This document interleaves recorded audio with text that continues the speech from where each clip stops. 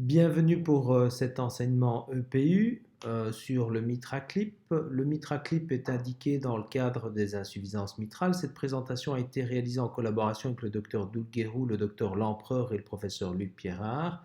Et notons simplement que la procédure MitraClip qui a débuté il y a quelques mois au CHU de Liège se fait dans le cadre de la collaboration des réseaux de soins avec la citadelle de Liège et avec les centres hospitaliers de Namur, Bouges et le CHR.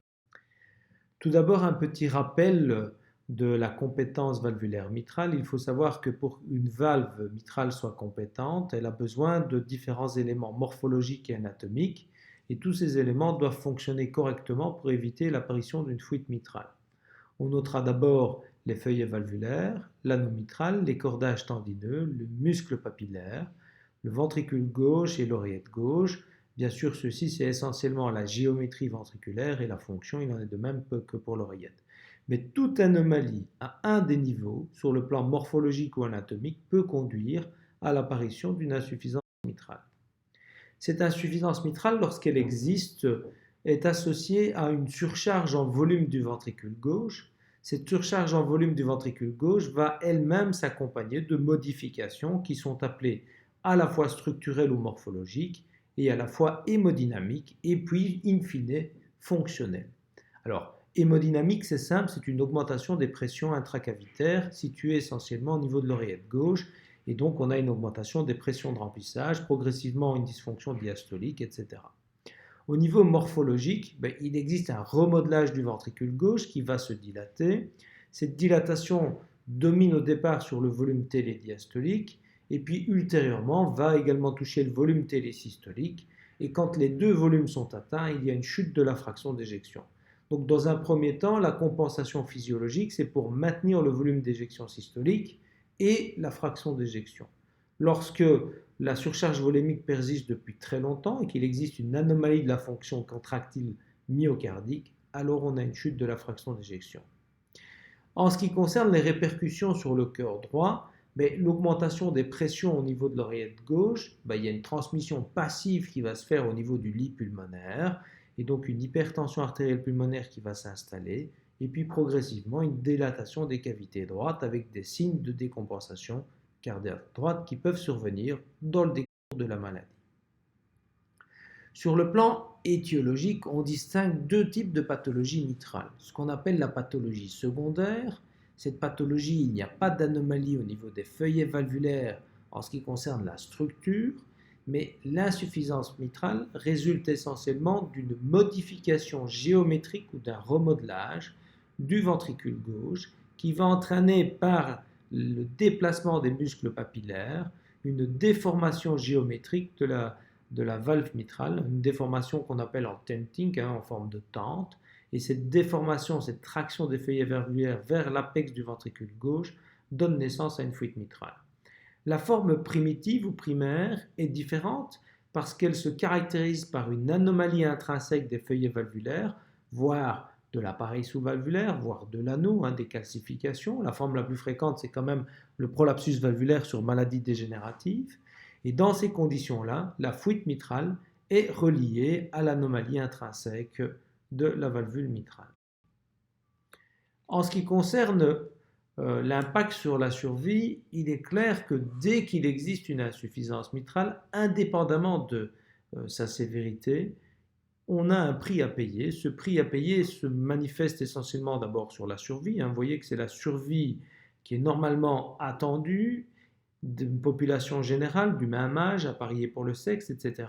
Et ça, c'est la survie des patients en pointillé qui ont une insuffisance mitrale. Et cette augmentation, même chez les gens asymptomatiques, du degré de la régurgitation mitrale est associée à une augmentation des événements cardiovasculaires. Ceci, c'est pour l'insuffisance mitrale primitive. Il en est de même pour l'insuffisance mitrale secondaire, avec des seuils de sévérité de régurgitation qui sont un peu différents parce que la physiopathologie est différente. Alors, qu'en est-il de l'impact du traitement?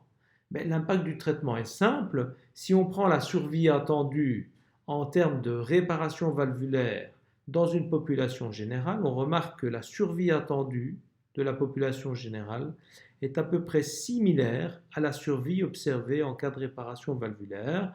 tandis que la survie du remplacement valvulaire mitral est un peu moindre dans cette population avec des insuffisances mitrales qui sont dites dégénératives.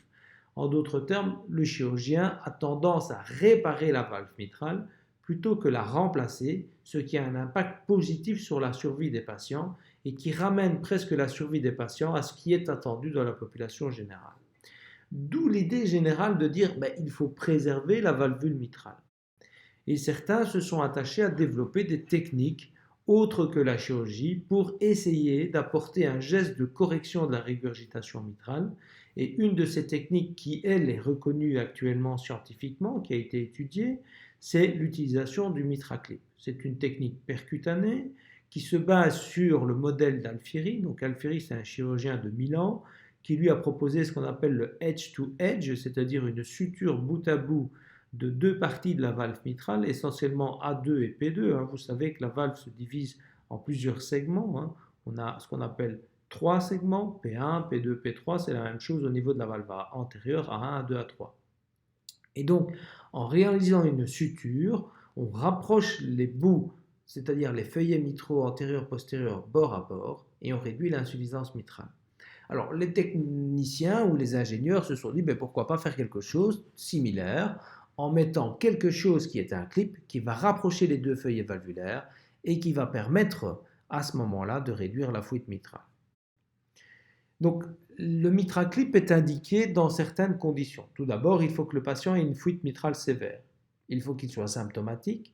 Il faut qu'il soit à haut risque chirurgical ou réfuté par le HART-TIM pour une chirurgie. Et il faut que la morphologie de la valve mitrale soit, bien sûr, adéquate pour une procédure.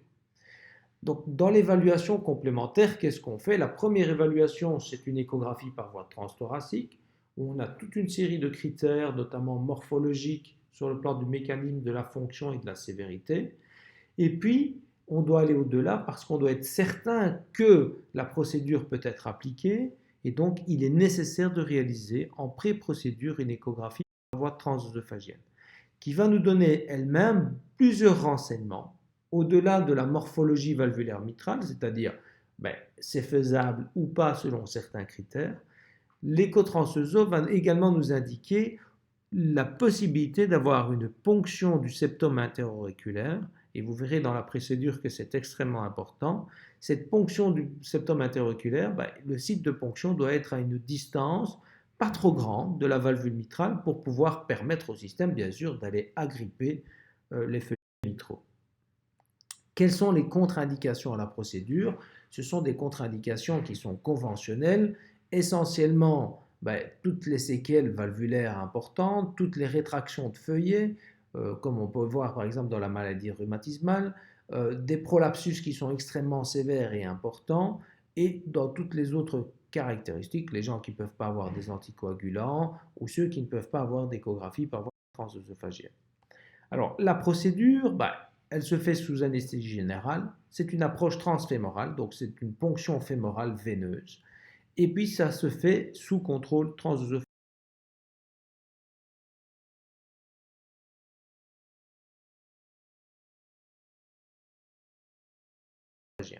Alors, je ne vais pas vous détailler la procédure ici, parce que vous verrez une petite vidéo qui reprend l'ensemble de cette procédure. Mais ce que l'on fait avant de commencer, ça c'est l'échographie en pré-procédure, au moment où le patient est anesthésié, on évalue la régurgitation mitrale, la morphologie valvulaire de nouveau, et on détermine où se fera la zone qui va être clippée, c'est-à-dire ce rapprochement du feuillet postérieur et antérieur. On détermine avec la morphologie du septum interauriculaire l'endroit de ponction.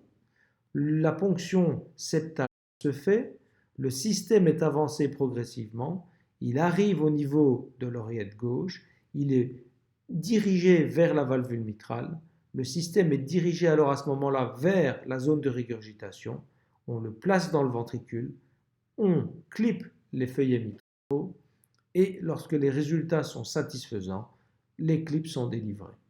Et ici, vous avez le résultat avant et bien sûr après mise en place des clips avec une diminution significative de la régurgitation mitrale. Qu'en est-il des résultats de la littérature? La seule étude randomisée, c'est l'étude Everest 2, qui montre quoi? Si on compare chez des gens qui peuvent être opérés à la chirurgie au mitraclip, ben que l'on a des bons résultats avec l'utilisation des mitraclips versus chirurgie, tant en termes de survie. Ben, maintenant, il faut bien comprendre, c'est essentiellement pas que la survie, parce que bon, l'étude n'a pas été faite pour étudier que la survie, elle a été faite essentiellement pour étudier les événements combinés. Mais vous remarquerez ici que quand on regarde l'évolution sans décès, ben, c'est à peu près la même chose dans les deux cas de figure. On a un peu plus de réopération dans le groupe mitraclip, et cet taux de réopération, ben, c'est à peu près 20%, c'est-à-dire c'est lié essentiellement à la récurrence d'une insuffisance mitrale. Et dans quel type de pathologie? Essentiellement dans les pathologies dégénératives. Donc les formes dégénératives primitives sont parfois trop complexes, et c'est pour cette raison qu'il faut éviter d'implanter des mitraclips à des formes qui sont non favorables anatomiquement à la mise en place d'un mitraclip. Quelle est ou quelles sont les lignes de conduite, c'est-à-dire les recommandations? La procédure peut être faite chez un patient qui est à haut risque chirurgical ou réfuté pour une chirurgie quand on a une insuffisance mitrale primitive ou secondaire sévère, symptomatique. Vous verrez que c'est une classe 2B. 2B, ça veut dire peut être considéré. Donc, ce n'est pas un grand niveau d'évidence, mais en Belgique, la procédure dans l'état actuel des choses est remboursée dans cette